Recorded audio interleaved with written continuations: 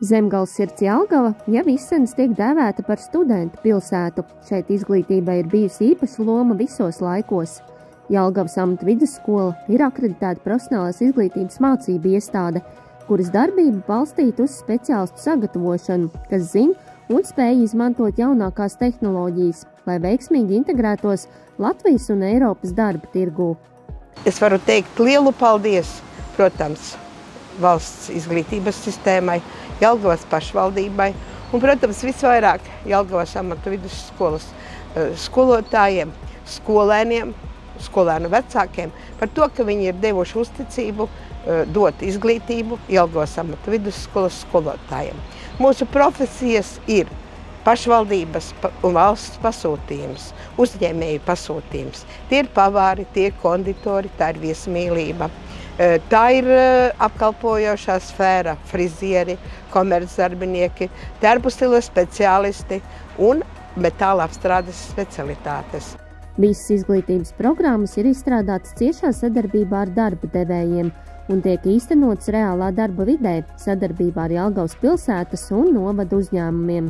Tas ir ļoti svarīgi, lai mēs visi kopā saprastu, ka skolēns pēc teorētiskajām mācībām iet uz praksi, praksē iegūst savas lieklietā, savas zināšanas un prasmes, un, protams, arī iegūst vairāk dziļāku sapratni par to, kas viņam nākotnē būs jādara. Kāda ir šī profesija un kā viņu pielietos savā dzīvē tālāk. Jelgavas amata vidusskolas mācību darbs tiek īstenots pēc moduļu apmācību programmas, pamatā izvēloties kādu no piedāvātajām mācību programmām.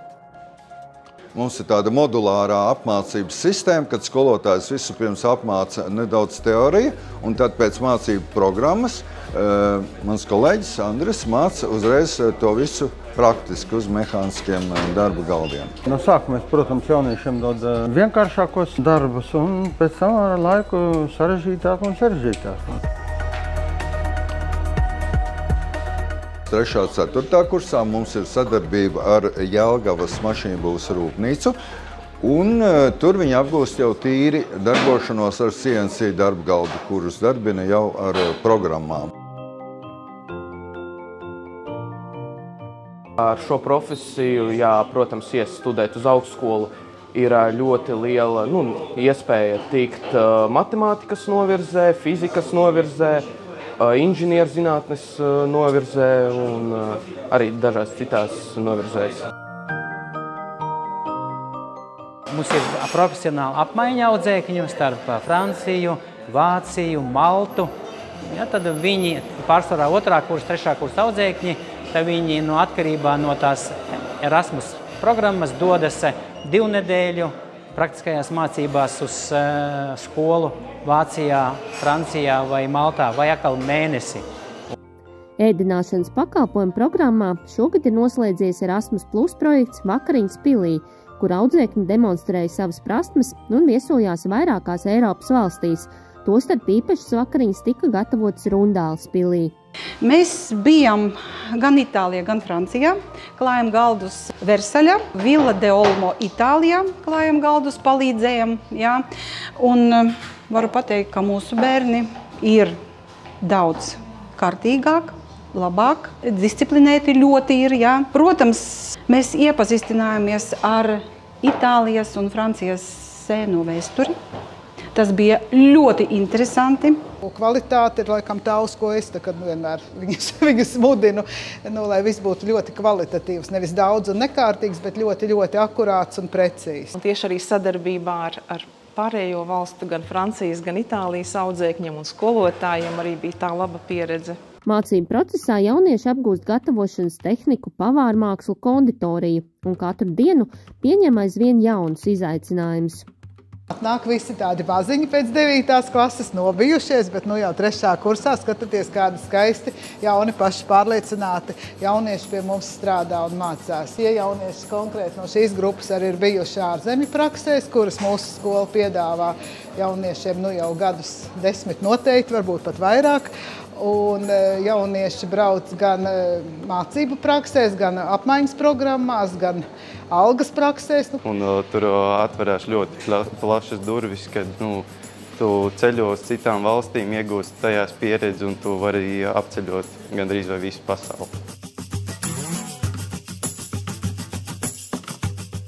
Mēs atrodamies šūšanas darbnīca, kur jaunieši terpu stila izgatavotāja 3. kurs nodarbojas šūtu izstrādājumu izgatavošanas tehnoloģijā, ar pirmo laikošanu, ar vestes izgatavošanu. Arī viņi konstruē un modelē, lai atbilst paši konstrukcijai.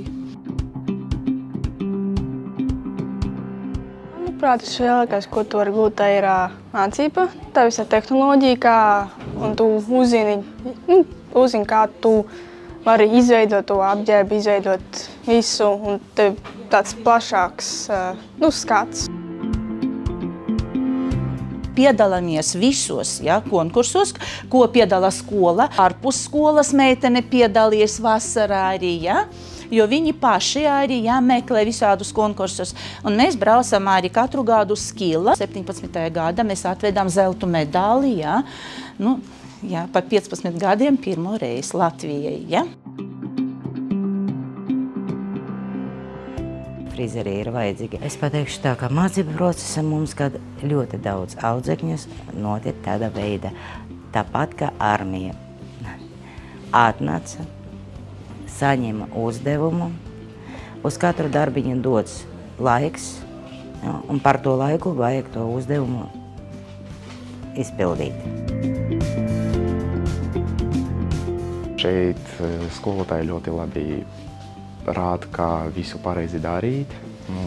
Un es vēl mācījos Rīgā, un es varu pateikt, ka šeit labāk rāda un visu palīdz darīt. Tie audzekņi, kuri piedalās mūsu konkursos, piemēram, Baltic Beauty, tur jau skaitas, ka starptautiskais konkurss. Viņam ir iespēja apbraukāt, piemēram, Lietuvu, Zviedriju, Somiju, Iegauniju. Viņi var parādīt savus kvalitatīvus darbiņus. Pēc tam mums ir vēl tāds konkurss kā Skill Latvijā. Mēs arī piedalāmies. Tur arī ir tāda iespēja piedalīties tālāk Skill Eiropā. Bet vispār tie meitene, kuram padodas vislabāk profesija, var aizbraukt uz Franciju, Nantere.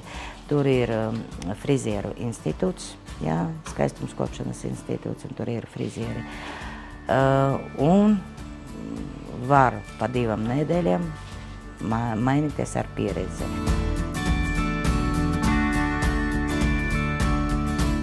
Uzņēmumu nekad nav par daudz. Galvenais ir politika, ekonomika un nodokļi. Un ja viss tas kopā saiet, tad viss būs kārtībā. Cik man bija tie audzekņi, jau ir uzņēmēji un pat mācījās vecākais brālis, tagad mācās mazākais brālis. Skolotāji mūsējā, Larisa Karpova, viņa ļoti labi paskaidro, daudz ko iemāca, visu pilnībā paskaidro. Ja mēs kaut ko nesaprotam, visu pilnībā paskaidro. Un arī citos priekšmetos skolotāji ļoti labi paskaidro, un mēs visu saprotam.